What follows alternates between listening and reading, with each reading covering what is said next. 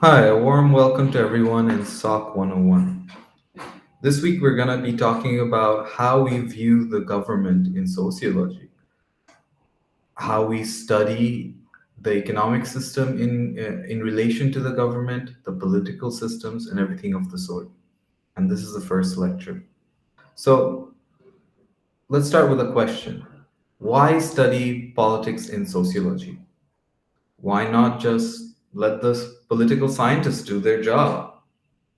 Because sociologists can help you better understand how the system works. Okay, now let's talk about what is politics in the first place, right?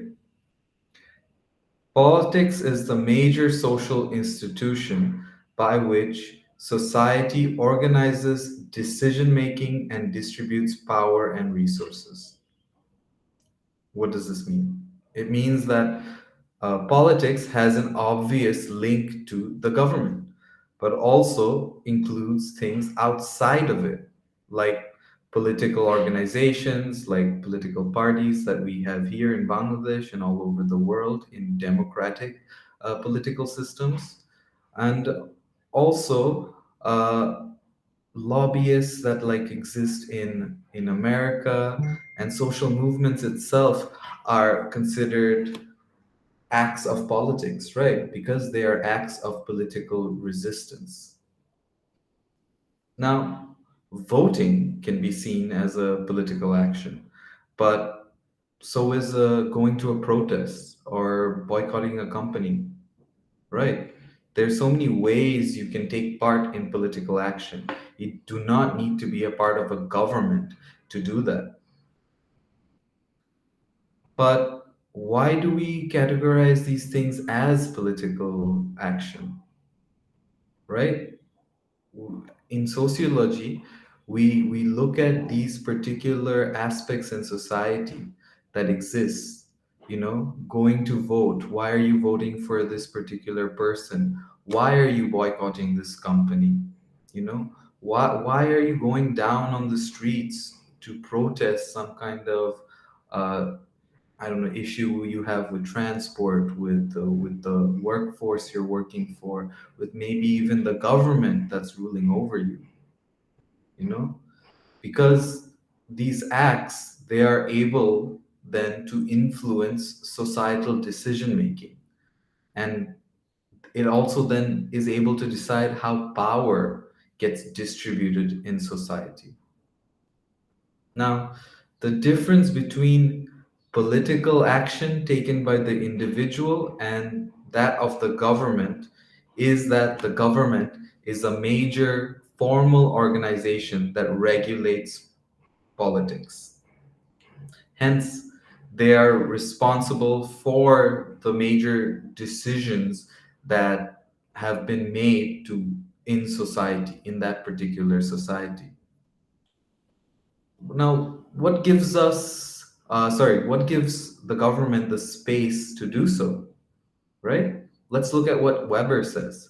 Weber says that they are the institution that holds up the most power in a society. And as Weber saw it, power is the ability to achieve desired ends over the objections of others. He deemed that the power the government held was coercive power, the power that is being backed by the threat of force. So Weber saw it as that the government was able to accumulate most of the power in a society because they were able to use a certain kind of power to uphold certain rules in society, right? That being the coercive power that I just spoke about. A coercive power being something, a power that is given importance to because there is a threat of force involved. Weber, as you can see, particularly didn't have the best relationship with an idea of a government. He described it as, quote, the organization that has a monopoly on the legitimate use of violence. Well, he's not completely wrong, but is he completely right? Those are the kind of questions we need to ask. We can't just blindly follow these particular theorists' concepts, right?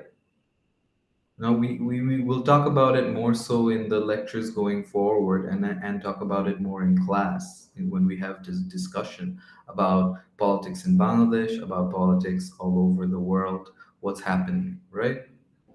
Now, most people in the world would take a different view than Weber, right? Right now in the contemporary world, they would justify the power and use of force by the government, stating that they are the responsible authorities to carry out these tools of coercion, right? They were voted in. So the people themselves then ultimately legitimize the rules of a governing state, hence legitimizing their power. However, we saw how Weber had a particular way of looking at things, right?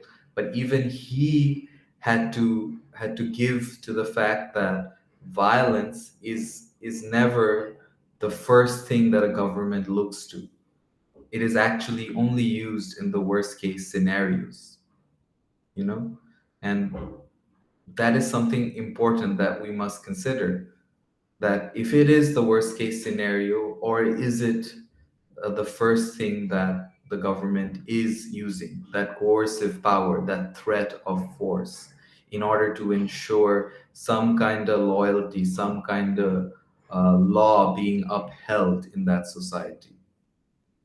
So these are the specific things we look at when we look at politics in sociology.